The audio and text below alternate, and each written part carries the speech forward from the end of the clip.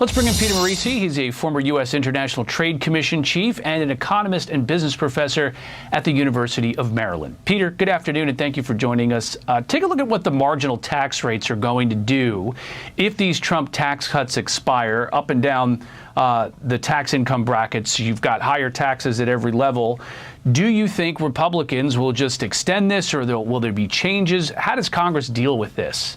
Well, I think they'll be by and large extended and perhaps supplemented in some places because, the president-elect has talked about, for example, exempting tips. There's a terrible double taxation of 35% of most people's Social Security benefits. They pay taxes when they contribute the money, and then they pay taxes again when they get it back, which is absurd.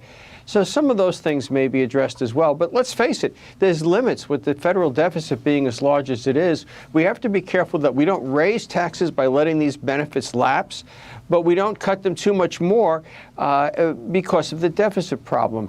Elon Musk, I wish him well, but he's not going to be able to find hundreds of billions of dollars in time for large tax cuts in 2026.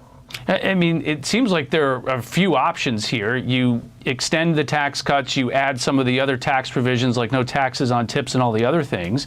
You either blow up the deficit or you look towards things like entitlements, right? Absolutely. Entitlements could be cut by quite a bit. Joe Biden, through executive order, added hundreds of billions of dollars in entitlements costs by stretching eligibility standards and increasing benefits.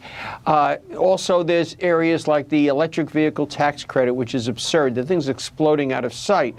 So there's lots of things that the president could do just by, signing a piece of paper. Of course, what we learned with the doc is that, one president can make something legal, then the next president can try to repeal the order, and you find a progressive judge who thinks, money grows on trees or, could be invented or what have you, and blocks him. So we'll just have to see how that develops. But it's very important that these be extended. Economic recoveries, we've been benefiting from these tax cuts for 8 years. This is what's driven growth at 2.5% a year, as opposed to Barack Obama's less than 2% a year. And if we let them lapse, we probably will go into a recession. And I guess the Democrats would cheer that, because it would help them out in the next election. It's very, very dangerous if these things are not extended. Some Republicans are looking to do a little bit more. Here's Senator Kevin Cramer. I love one of the first ideas I read about, of course, is the simplification of the tax code. And therein lies one of our first opportunities with the new Congress through budget reconciliation. The simplification of the tax code could be the greatest gift to the economy and to every taxpayer in this country, and certainly to business.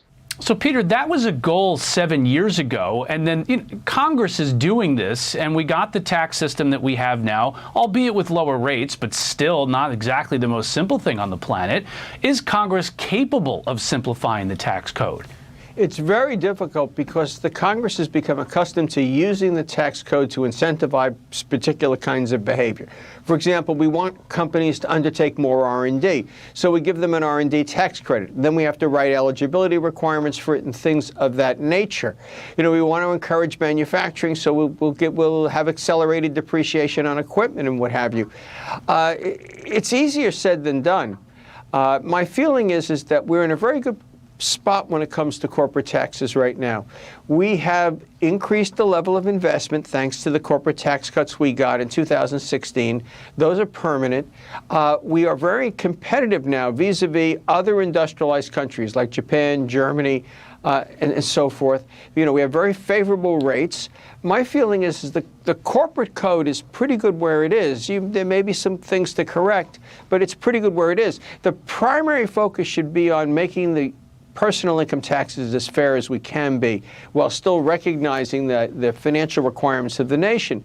And the best way to do that is to finally go after the 60% of the federal budget, actually 63, that's entitlements swollen out of control, and to start to go after a lot of what has become pretty well graft. And that is we let universities charge whatever they want. Students borrow whatever they need. And then we get a Democratic president that forgives it. We need to encourage vocational education, and we need to look at moving the aid we send to universities into those activities. Yeah. Peter Morici, as always, thanks very much for joining us this afternoon. You're welcome. It's been a pleasure. Hi, everyone. I'm Brian Kilmeade. I want you to do me a favor. I want you to click to subscribe to the Fox News YouTube page. This is the only way that I know for sure that you're not going to miss any great commentary, any great news bites, any great interviews coming your way on Fox. You can get it all here on YouTube. So subscribe right now.